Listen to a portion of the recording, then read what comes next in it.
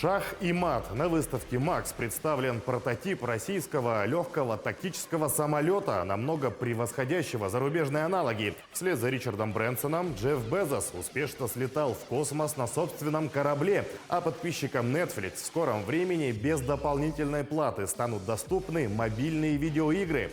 Это очередной выпуск программы о новостях из мира информационных технологий. Всем привет и погнали!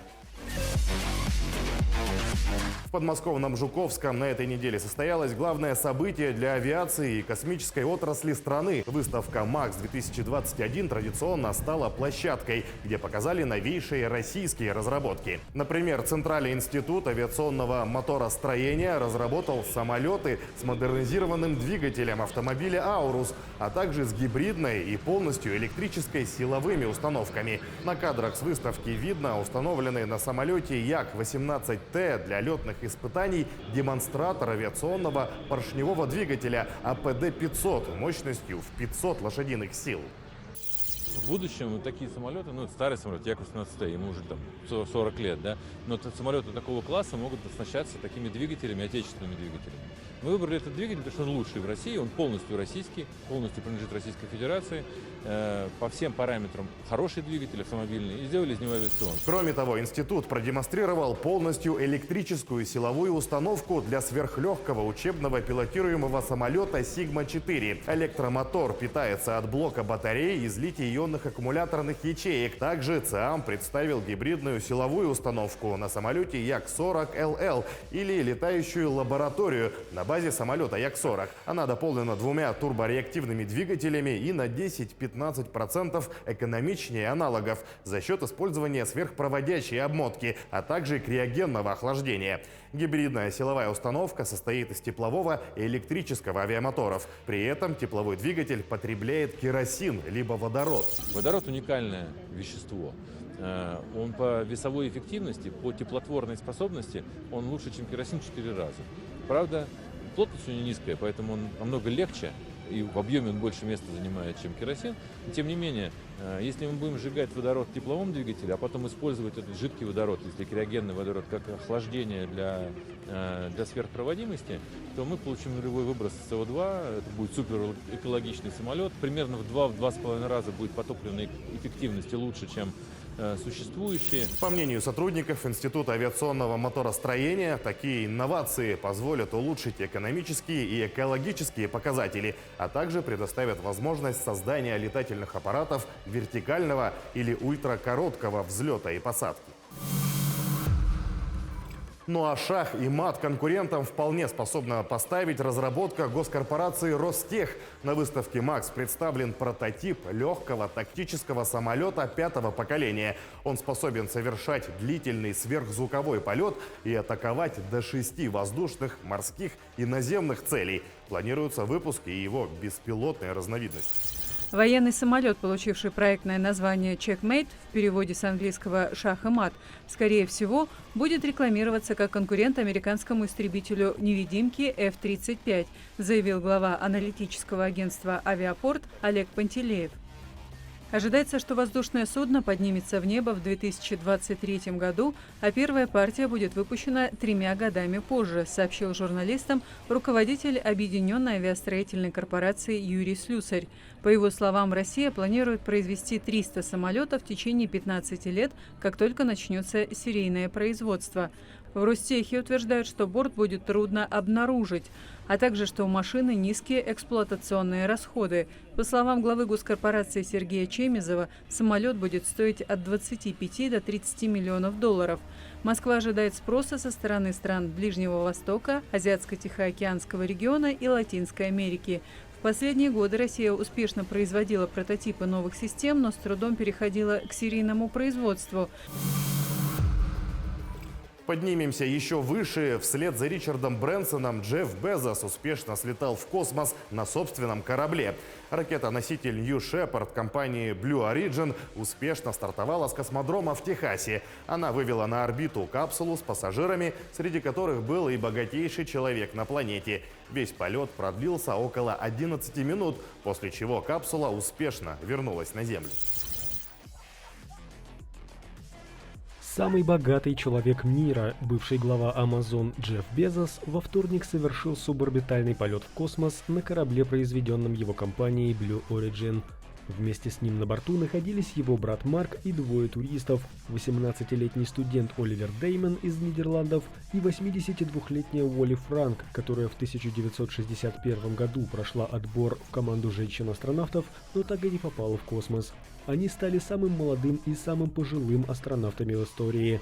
Ракета-носитель New Shepard стартовала с космодрома Blue Origin в Техасе, разогналась до скорости около 3500 км в час и за 3 минуты поднялась на высоту 107 километров, оказавшись за так называемой линией Кармана, где начинается космос.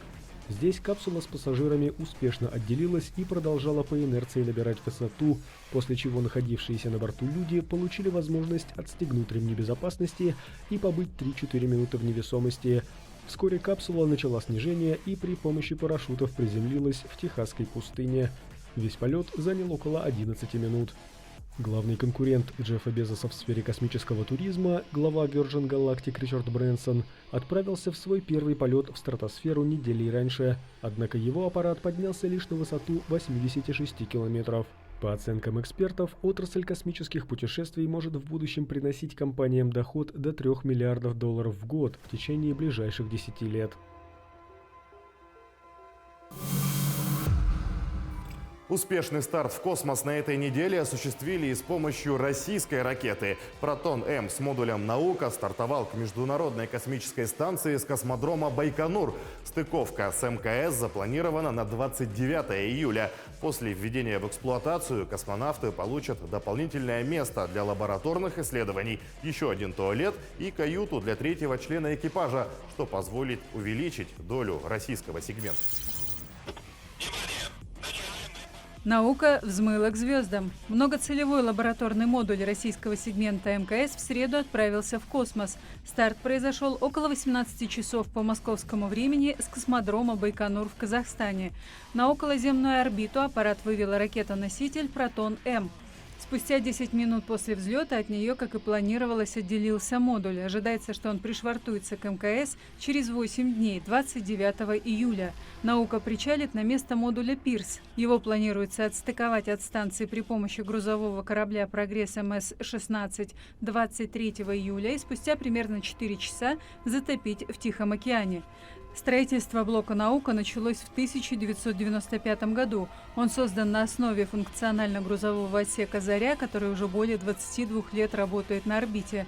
Также при разработке новой секции использовались современные технологии и учитывался опыт конструирования транспортного корабля «Салют» и модулей дооснащения орбитального комплекса «Мир».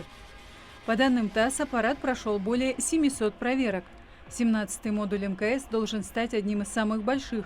Его главное предназначение – расширить пространство для работы космонавтов, научных экспериментов, хранения грузов, размещения аппаратуры для регенерации воды и кислорода.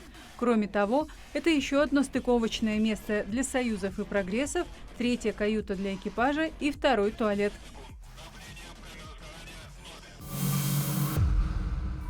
Отличился своей разработкой на этой неделе и Китай, только она не связана с космосом. В Поднебесной представили первый в мире поезд на магнитной подушке, способный развивать скорость 600 км в час.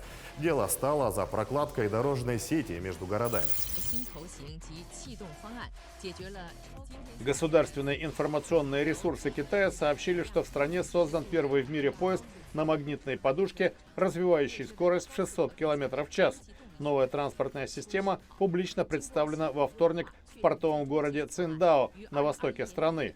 Поезд приводится в движение силой электромагнитного поля. В отличие от традиционных аналогов, он не касается поверхности рельса, а словно парит над ней. Технология носит название «Маглев» или «магнитная левитация». Практическое использование – дело будущего, когда в стране появится необходимая инфраструктура. Некоторые крупные города, включая Шанхай и Чэнду, уже приступили к изысканиям на предмет строительства соответствующих трасс. Ряд стран, включая Японию и Германию, также рассматривают возможность использования поездов на магнитной подушке. Препятствиями служат высокая стоимость и несовместимость с существующей дорожной сетью.